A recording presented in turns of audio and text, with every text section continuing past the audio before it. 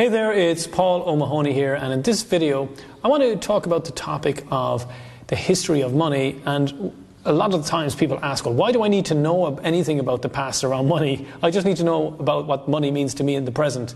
But to understand the present around money and your current situation, you can learn so much by looking at the history specifically. So that's what we're going to talk about in this video. So let's get started.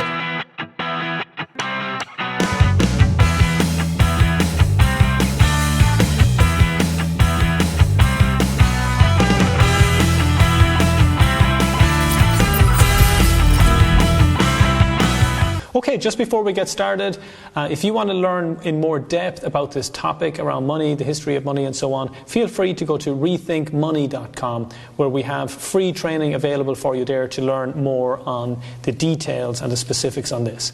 So let's go back in time just a little bit and talk about the evolvement and the evolution of money over time to what it is today. Because it's quite interesting to see what has happened and what it means to you from a very specific scenario. So let's think about, if we go back, literally tens of thousands of years ago, when we're talking about cavemen and cave women, cave boys and cave girls, and it was very much a hunter-gatherer was the means of economics. And basically, if somebody wanted to get something from somebody else, it was a bartering system. So you would exchange, for example, some meat or a portion of an animal for, let's say, for example, fruit and vegetables and berries, for to be kind of quite stereotypical about it. But there had to be this exchange. Not everybody could go out hunting. Not everybody could go out and do the gathering. So there was kind of a combination and a bartering system.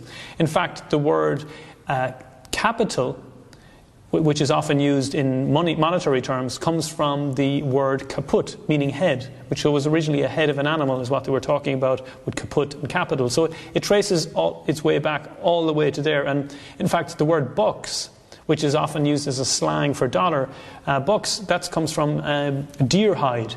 And deer hide was often used in the US as a means of trading. And deer hide, which became known as bucks, was the original source of when people now use the terminology bucks instead of dollars.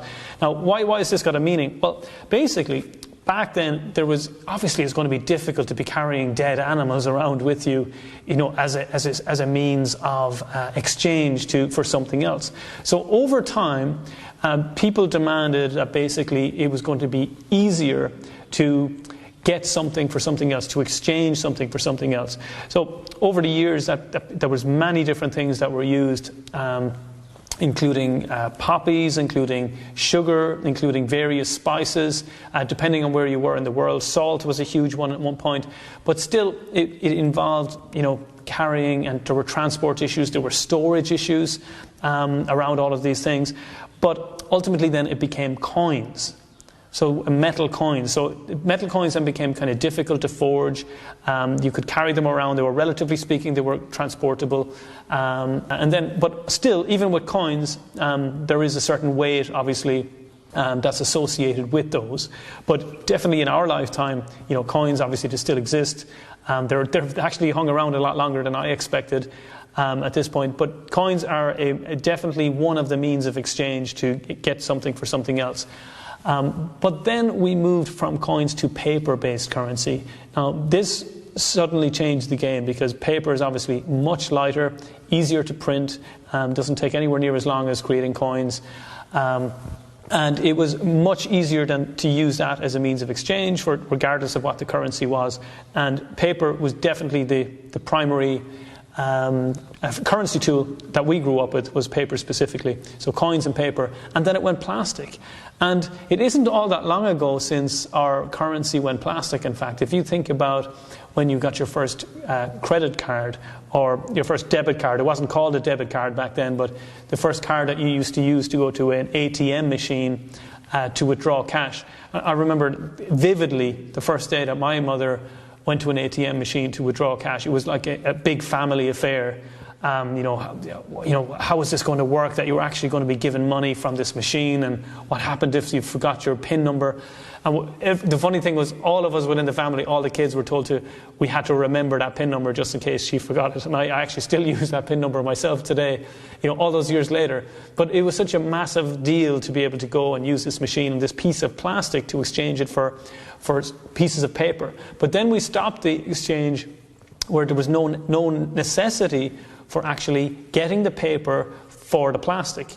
All we need to do nowadays is show the plastic, tap the plastic, and that is our means of exchange.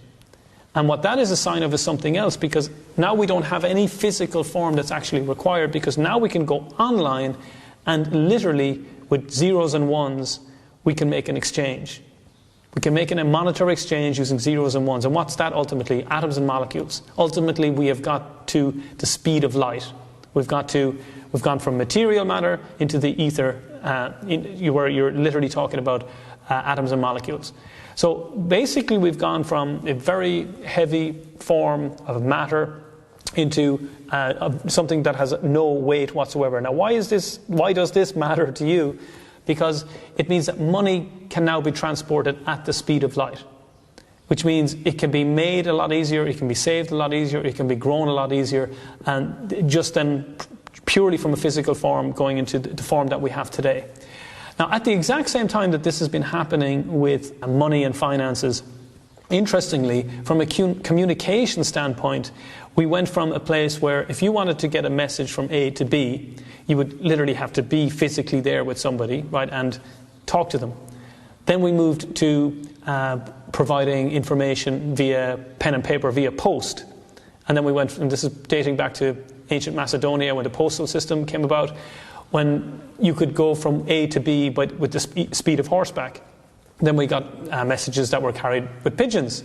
And then ultimately we went from postage to pigeon to then we went to being able to actually send electronic emails where you could literally communicate with people at the speed of light.